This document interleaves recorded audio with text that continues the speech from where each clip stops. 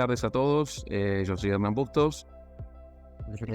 Bien aquí y estamos aquí con Roberto Sánchez Saavedra, que es un abogado de la provincia de Málaga y bueno, tiene su despacho en la zona de Marbella, pero trabaja aquí en la costa.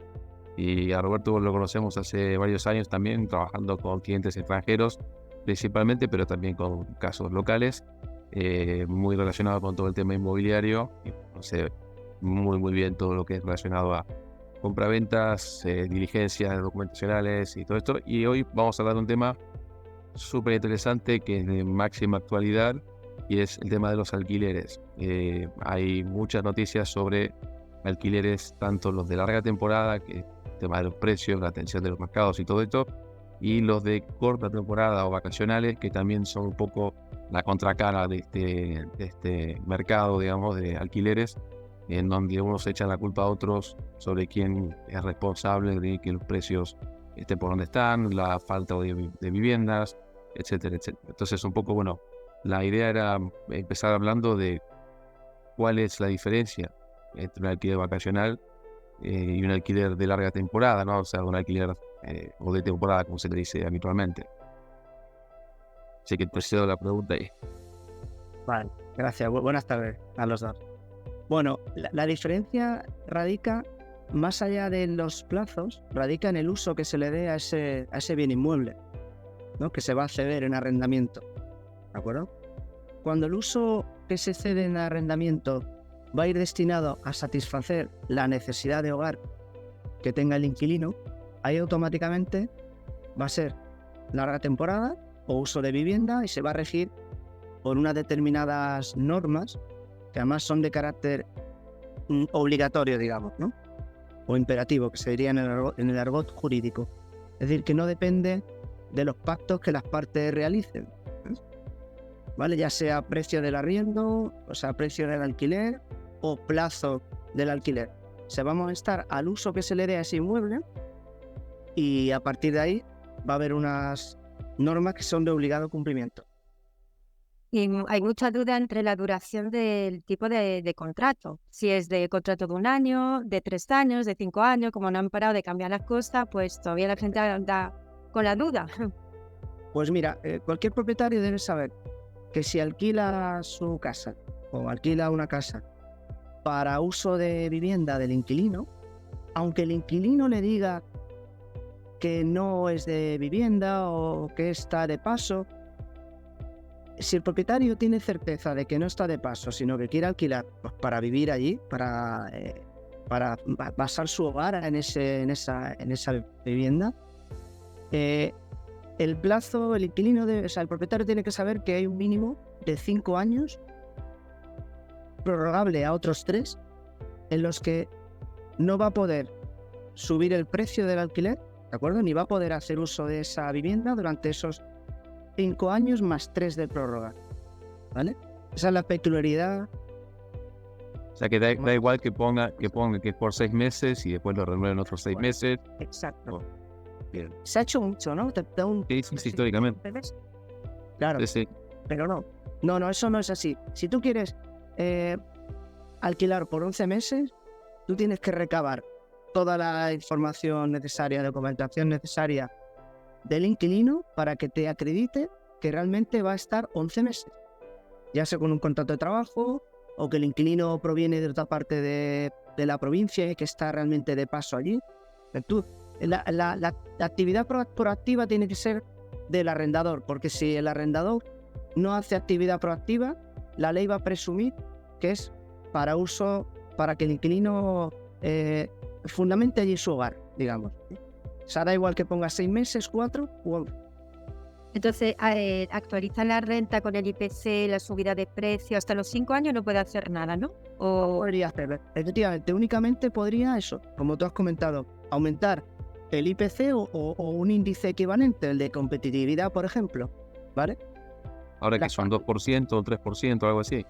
Ronda esa cantidad, sí. Bien. También hay, y sabe también que tiene obligación de exigir únicamente un mes de fianza y además tendría obligación de consignarla en la Cámara de Comercio. Sí, exacto, Vale. la tiene que... ¿Verdad? Sí. Eso es una obligación imperativa, porque si no se consigna también acarrea sanciones. Entonces, ¿qué tendría que ser? Un mes de Un mes de fianza, fianza más un mes entrante más, porque claro, ahí también hay duda, porque hay gente que dice, no, es que me piden 3 meses de adelanto, 6 meses por adelantado. Eso también requiere... no sería legal, no sería legal. Es decir, tú puedes cobrar el mes en curso, o sea, la mensualidad de la fecha de inicio del contrato, más un mes de fianza que has de consignar necesariamente en la Cámara de Comercio, y luego hay una pequeña cantidad que también se podría exigir, lo que se llama depósito, para cubrir eventualidades que puedan acontecer durante la vigencia del contrato. Roturas culposas, partidas que sean análogas a la renta, por ejemplo, luz, agua, gas, internet. Tú tienes derecho a una parte, también a exigirla, pero tampoco podría excederse de un mes de renta. Tiene que ser una cantidad razonable, porque si no también podría ser impugnable, ¿vale? Claro. Podría ser impugnable.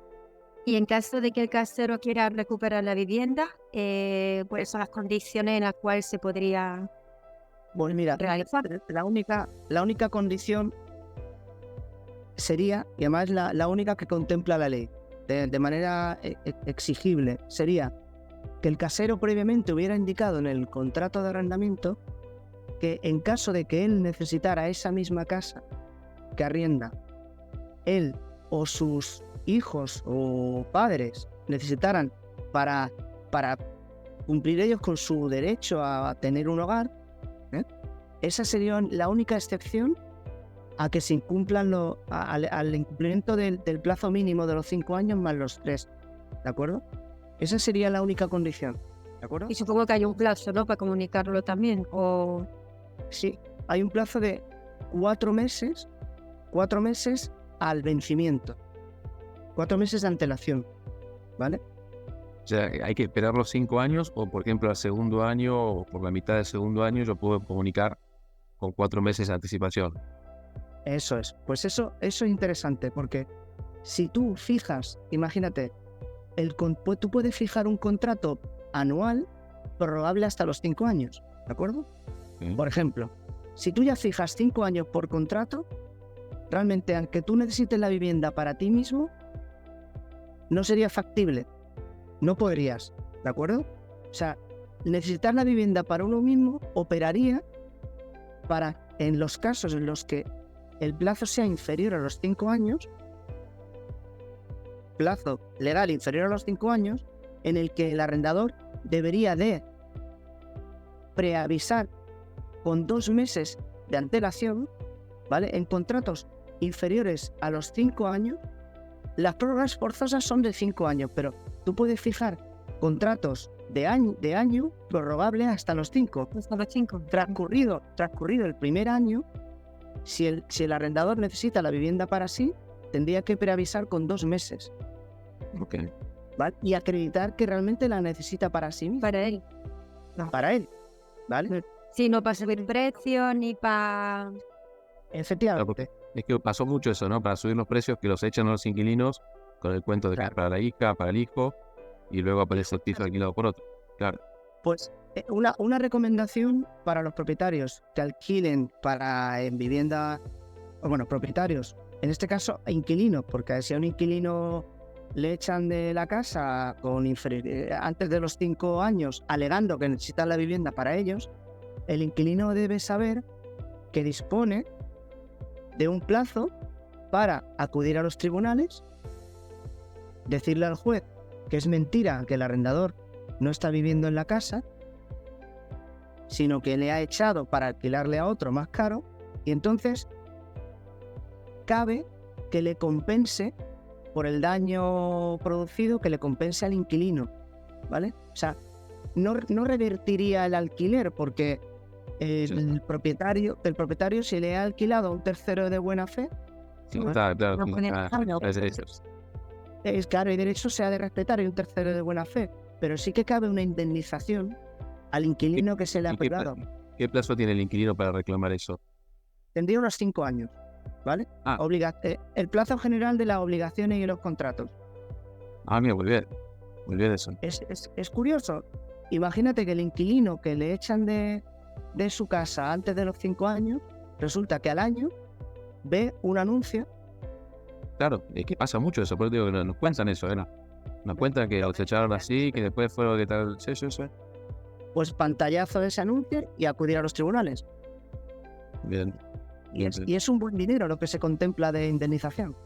Y sí, porque el costo de la mudanza y de pagar un alquiler más alto, eso entra a sumar y multiplica. O sea, multiplica. Todo puede ser que le restituyan al inquilino por los 5 años que le han privado, por los 5 años de renta que le han privado de residir. Interesante. O sea que Interesante. eso es importante y la gente, los inquilinos deben saberlo. Y bueno, y también los propietarios, las consecuencias ambos. de no cumplir. Claro. ¿Qué ocurre si el propietario lo notifica que realmente necesita la propiedad para sí o para un hijo, supongamos? Lo notifica como corresponde con burofax o lo que fuere, y la persona no hace caso a lo que recibe la notificación y no se va, sigue pagando por banco, o sea, no deja de pagar, o sea que no incumple el impago, pero no se va tampoco. ¿Cómo se soluciona eso? Muy bien, pues ante ese supuesto caben 2 posibilidades: que el arrendador dificulte al inquilino el pago de la renta, ¿verdad? Por ejemplo, rechaza las transferencias, ¿no? O cierra la cuenta y el inquilino no sabe cómo pagar, porque es verdad que el impago de la renta sí que conlleva directamente la extinción del contrato, ¿vale? Bien. Entonces, ¿qué puede pasar si el inquilino, aún así, no abandona el inmueble? Bueno, tiene que seguir pagando la renta. Si no es por las buenas directamente al arrendador vía transferencia, el inquilino tendría que consignar las cantidades en el juzgado, ¿vale? Existe un procedimiento judicial concreto en el juzgado para consignar rentas, ¿vale? Esto es importante para que el arrendador no haga incumplimiento, ¿vale? Claro. Esto es, ya te digo, muy interesante, muy poca gente lo conoce. Tú consignas tu renta en el juzgado. Así no incumples con tu obligación de pago. Siguiente, ¿qué sucedería? Pues el arrendador te interpondrá una demanda de desahucio por necesidad de vivienda para sí mismo. Tendrá que acreditarlo mínimamente ante el juzgado. Entonces, el inquilino recibirá una demanda. Yo, si fuera inquilino, la contestaría diciendo que no concurre la causa alegada por el arrendador, ya sea porque he visto un anuncio o ya sea porque el arrendador ha hecho lo mismo con otros inquilinos. Bueno, las razones que el inquilino tenga en ese momento. Me opondría a la demanda, el procedimiento judicial seguiría su curso. Realmente, hasta que no haya una fecha de lanzamiento, el inquilino podría permanecer en la vivienda. ¿De acuerdo? Podría permanecer. En el caso de que el juzgado finalmente materialice el lanzamiento y tenga que abandonar, pues ya ahí cabe lo que os comentaba antes. Es un desahucio, pero si no se desaloja, la vía es desahucio. ¿De acuerdo? Claro. O sea, que hablamos de años de eso, ¿no? De tiempo. Claro, efectivamente, hablamos como mínimo de un año. Y actualmente es correcto que hay una ley antidesahucio, que no se puede desahuciar a nadie bajo ninguna causa, ¿o cómo es eso? No, la única realmente desahuciar, a mí no me consta que exista. Únicamente cabría la exoneración del pago de la renta, ¿de acuerdo? Pero actualmente no me consta que haya ninguna ley antidesahucios. Eso es lo que se quiere aprobar ahora en el... Sí, se habla, es lo que es, claro. Es que hay mucha noticia, pero después no aterriza en la ley. Claro, exactamente. Pero no hay que confundirse. Al final, lo de no poder desalojar a un inquilino colisiona directamente con un derecho de propiedad constitucional, ¿vale? Entonces, por mucho que sea un gran tenedor o que sea un fondo, tú no puedes... Es un poco como la noticia que se escucha ahora de la huelga de los inquilinos. Hay muchos propietarios que escuchan esas noticias y están muy preocupados porque dicen, ¿y si mi inquilino ahora decide no pagar porque resulta que están diciendo que es lo mejor que pueden hacer? ¿Qué hago? Nada. Para eso están los servicios sociales que tienen que proveer de un techo a un inquilino, y lo único que puede el inquilino que alega vulnerabilidad es demorar por un plazo razonable el lanzamiento, pero demorarlo por un corto plazo. Y sobre todo, demorar el pago de la renta durante X tiempo, pero eso no significa que quede anulada la deuda, ¿vale? Claro. Por mucho que sea un fondo, que sea un gran tenedor, o sea, la huelga de inquilinos que hemos escuchado o hemos leído en prensa, quizás sea aplicable para otros países europeos, pero en España eso todavía no se ha implementado, porque colisiona con el derecho de propiedad. Claro. No tiene mucho sentido. Lo único que hace es demorar el pago, pero la deuda sigue y Fuera un poquito, además empeora la situación al final. Claro. se puede incurrir en la figura del pago también, ¿no? Al no pagar. Sí, correcto. Incurre la figura de moroso. Todavía no hay un registro público de morosos, ¿vale? Lo quieren implementar, pero no existe. Los registros que existen de morosos son privados por ahora. Por inquilino y esto todavía no hay.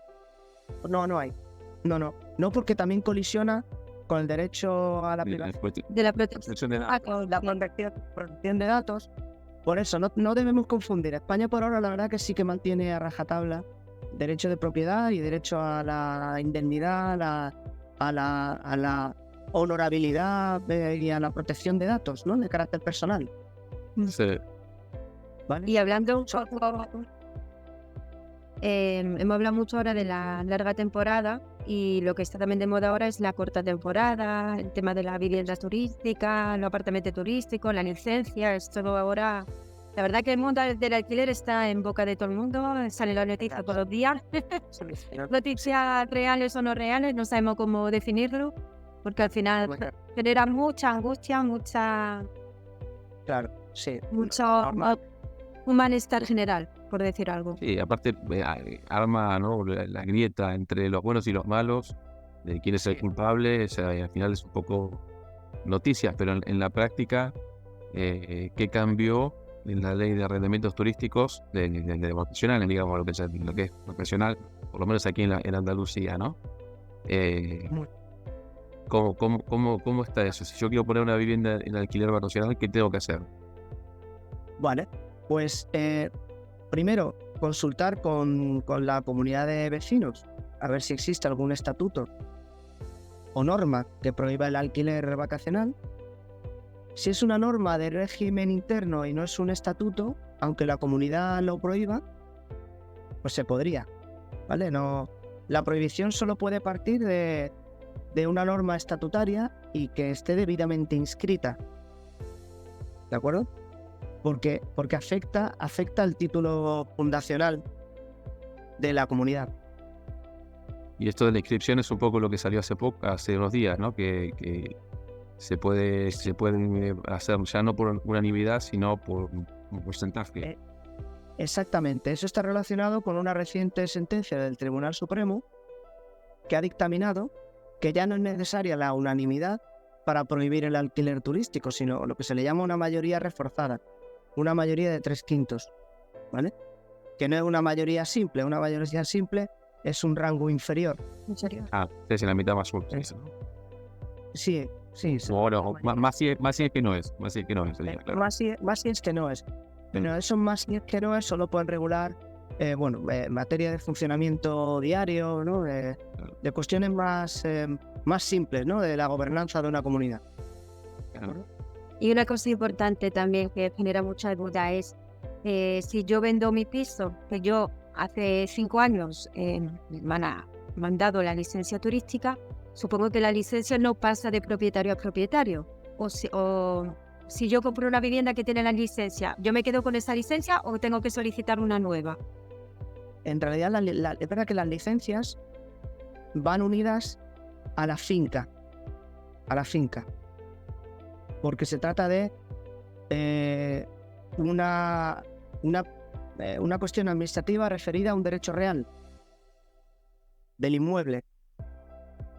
Ahora bien, habría que comunicar el cambio. Tengo entendido, salvo que, Hernán, tengas tu conocimiento de que en tu zona, en tu ciudad, sea distinto. Como esto está ahí una regulación municipal, Que bueno, es que en la costa hay muchas versiones. Es que está la gente ahí que no sabe si compró una vivienda que ya tiene licencia, con lo cual yo voy a tener licencia, pero cuidadito, no siempre. Históricamente era la declaración de responsable, con lo cual es personal intransferible, ¿no? O sea, sí. Esa es la teoría general. Que luego cambió. Y Claro. luego lo pasaron a los ayuntamientos, que cada ayuntamiento decida cómo hace su control, Efectivamente, yo recomiendo siempre a algún propietario que desee adquirir una vivienda que haga la oportuna consulta al ayuntamiento, ¿vale? Previo a la adquisición del bien inmueble. Porque es verdad que tiene la competencia municipal, aunque esa competencia viene atribuida por la Junta de Andalucía. En teoría, cualquier decisión que tenga tomada el ayuntamiento al respecto de licencia turística, si contraviene la norma superior, podría ser impugnada por parte del nuevo propietario, ¿de acuerdo? Si se le negara la transmisión porque se considera que es personal e intransmisible, podría ser recurrida, ¿vale? Para que revocaran esa decisión, ¿de acuerdo? ¿Vale? Y ahora, por ejemplo, cuando se habla en Málaga puntualmente o en otras comunidades como creo que Barcelona y Madrid, si no me equivoco, pero ahora se habló en Málaga y no sé si en Mijas también, que que para algunos pisos turísticos o las nuevas licencias te piden que la entrada sea directa a la propiedad, que no utilice zonas comunes y cosas así, ¿no? No conozco ningún caso que se haya hecho cumplido, te procuro más noticias. Pero, ¿qué ocurre si uno ya tiene una licencia en vigor y entra un cambio de este tipo? ¿Afecta de forma retroactiva o no? Pues no, por norma general, la retroactividad de la ley en lo que le sea perjudicial al ciudadano no se aplica, ¿vale? esa es la regla general. O sea, esa es una norma general establecida tanto por la ley de procedimiento administrativo como por la propia Constitución española. La retroactividad de la ley nunca puede perjudicar al ciudadano. O sea, el ciudadano que en su momento se benefició de los términos de una norma no puede verse perjudicado por la modificación de esa norma, ¿vale? Lo cual sería recomendable a quien compra un piso con la intención de en algún momento ponerlo en alquiler vacacional, tener esa licencia hoy. Eso. Y si, por ejemplo, y sería un cambio, ¿no? Pero no sé si eso no es aplicable. Si luego cambian las licencias y son, digamos, renovables a los 5 años y hay que renovarlas. Entonces, las que están asignadas anteriormente caducarían también a los 5 años o tendrían la duración que tienen hoy, que son sin de 10, ¿no? Claro, sí, en teoría, la modificación de la norma en lo que le sea más beneficioso a la licencia ya concedida, en teoría debería de ser de aplicación. Bien. Bueno, eso nos pregunta muchísimo eso. Porque están con todos estos run están así de las noticias, ¿no? Sí. ¿Qué pasa si me piden la entrada independiente? ¿O qué pasa si son para renovar? Y hay muchas cosas que están hablándose que no existen todavía, pero que, bueno, están Claro, pero está bien saberlo, pero está bien que sepa el ciudadano, el futuro propietario, que los derechos adquiridos no se pueden menoscabar por una normativa. Eso es como, eso va a misa, digamos, ¿no? Es un derecho, como el principio de presunción de inocencia, ¿no? En derecho penal. Es sagrado. Perfecto. ¿Y hay algo más que veas en el tema turístico ahora que esté por salir, por caer o por modificarse? A ver, pues bueno, respecto a la limitación de futuras licencias, hay que tener en cuenta que esa limitación ha de responder más que a un criterio político, a un criterio objetivo y funcional, ¿vale? Ha de ir en función de la densidad de población, ¿de acuerdo? De la infraestructura existente necesaria. No puede ir al albur, digamos, de planteamientos políticos, ¿vale? Eso también es importante porque, repito, el alquiler vacacional incide directamente con el derecho sagrado a la propiedad, ¿vale? Y Por eso, para cambiar un poquito de tema también, otro tema que preocupa es la inquiocupación y la ocupación a secas, que son dos términos que se pueden confundir y pero existen. Entonces no sé si nos puede explicar un poquito en qué consiste, que también da un poco de miedo a los dueños de la vivienda. sí, es muy relevante, ¿no? Porque quien alquila pues para obtener un rendimiento económico, o que alquila porque necesita pagar una hipoteca, ¿no? O quien tiene una segunda residencia y quiere disfrutarla X días al año, pero no encontrarse con la sorpresa, ¿no? De una ocupación. Pues la inquiocupación consiste en arrendar tu propiedad a un inquilino que aparentemente es solvente, que te paga la fianza, te paga el mes en curso, te paga tu depósito, firma tu contrato, le dan las llaves y deja de pagar al segundo mes o al tercer mes. Incumple con sus obligaciones de manera inmediata. Bueno, eso es lo que se considera inquiocupación. Yo recomiendo, cuando eso ocurre, primeramente, antes de alquilar, hacer un mínimo estudio de solvencia o el perfil de la persona a la cual le va a arrendar. Pero si sucede que el primer mes, segundo mes, te dejan incumplida con la obligación de pago de renta, la opción más rápida existente a la fecha es acudir a los tribunales penales o al tribunal o a los juzgados de instrucción, que se llama básicamente acudir a los juzgados penales y a través de una querella o denuncia denunciar estafa, alegar que te han estafado, ¿vale? Directamente está penal.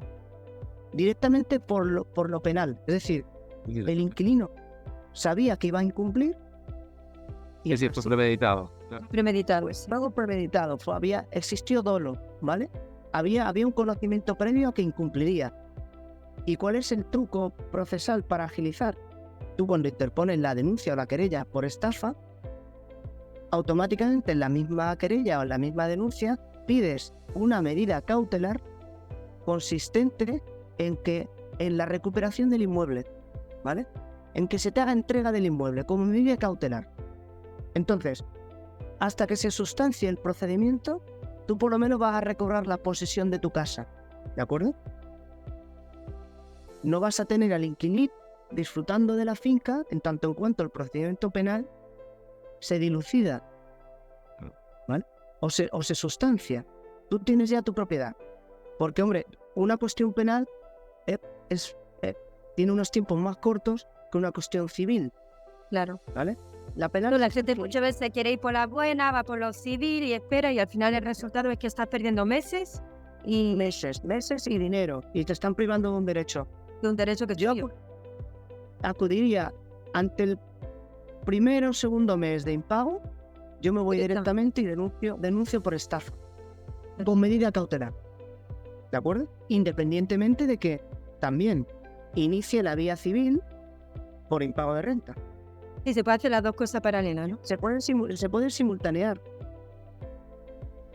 Buen dato, o sea, no he conocido el dato ese. Ese dato no es muy conocido, medida cautelar de recuperación de la finca. Bien. Hombre, ¿Y en el caso de la ocupación? Claro, y en el caso de la ocupación, Pues efectivamente, el plazo de ocupación, tenemos que saber que dentro de las 48 primeras horas la policía puede desalojar, Sí. ¿verdad? Eso ya lo sabemos. Sí.